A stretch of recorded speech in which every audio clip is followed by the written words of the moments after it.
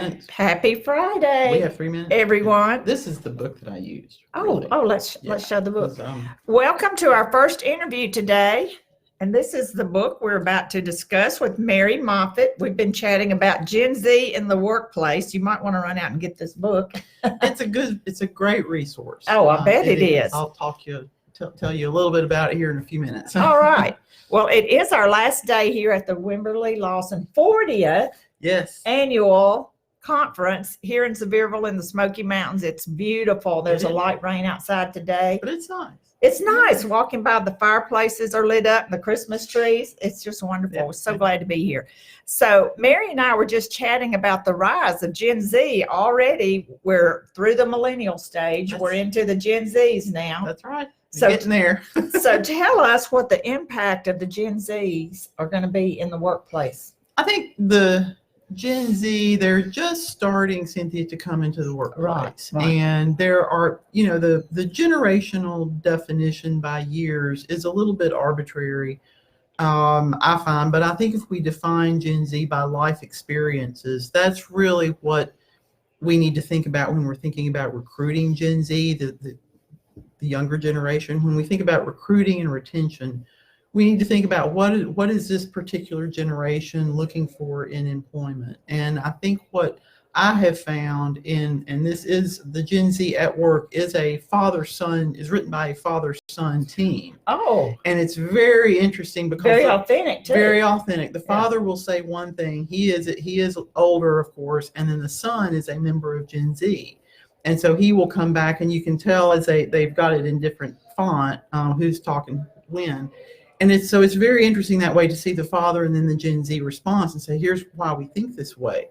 What I found in looking through the materials and really researching, because that's one of the things that the attorneys do for these topics, is we don't just get up and shoot from the hip. We spend a lot of time and a lot of research and a lot of effort goes into the articles that are in the manual that you get with the seminar, as well as the PowerPoint presentations and the lectures. So in researching this, what I found is that Gen Z is really, their goals are really similar to my generation's goals or any other generation's goals. They want financial compensation, they want security and benefits and work-life balance. That's every generation. That sounds familiar. Yeah. To me, the mechanics of how they're going to achieve those goals is different. Okay. They are looking more at the employer for answers. In other words, take work-life balance. That was something in my generation that we had to figure out ourselves. How am I going to do work and balance it with my life at home? And you would go home and you would internalize it, so to speak. It was never anything that I went to my employer and said, how are you going to help me do this? Right.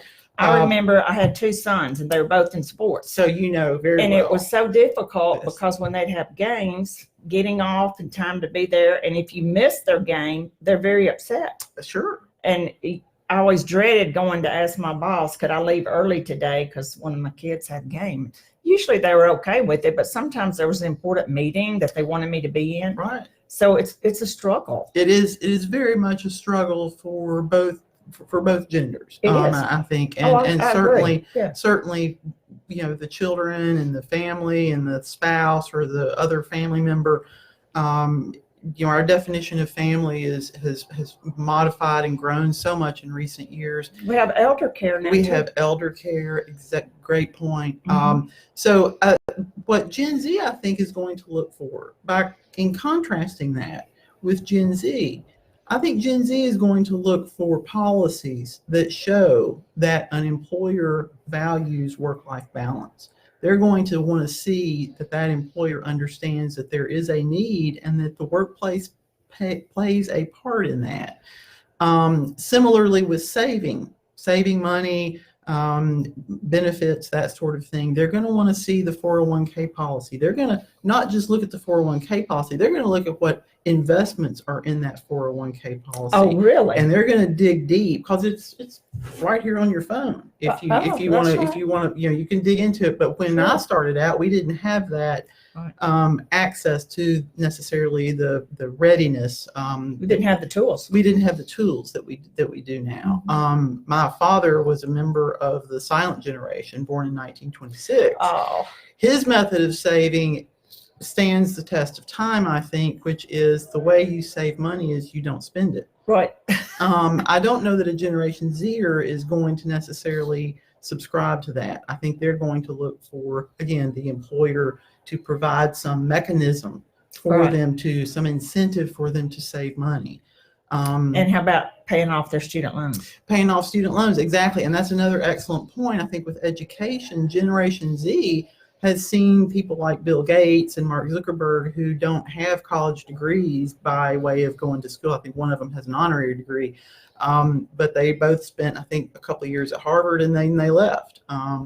And so then you've got Kylie Jenner, who just sold part of her cosmetic business for what, 60 million or something like that. Gosh. And she doesn't have, I don't believe, any college. So that generation sees success as being defined by something other than a college degree. And to your point, college is so expensive, they don't want that massive debt when they get out of college, and they don't know that that's necessarily going to get them on the path that they want to be on. Right. Oh my gosh, so exciting.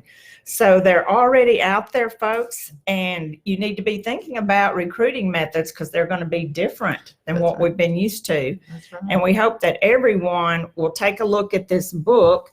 And Mary, you're not getting any royalties. Oh, no. Mary didn't write this book. There are tons of books. There are also tons of articles. The Wall Street Journal has the 9/11 generation. You can Google. That's one thing I guess the internet does. And this is the internet generation. It is. In fact, we've already had a book review on this. It's amazing. Really? Yeah, really? yeah. Okay, So you might go to our website if you'd like to see our review of Gen Z at work. Yeah, it's very familiar. Good book. Yeah, it is a good book. And thank you for all your insights into this generation. So stay tuned, guys. We will be back in about 45 minutes with our next interview. So hang in there.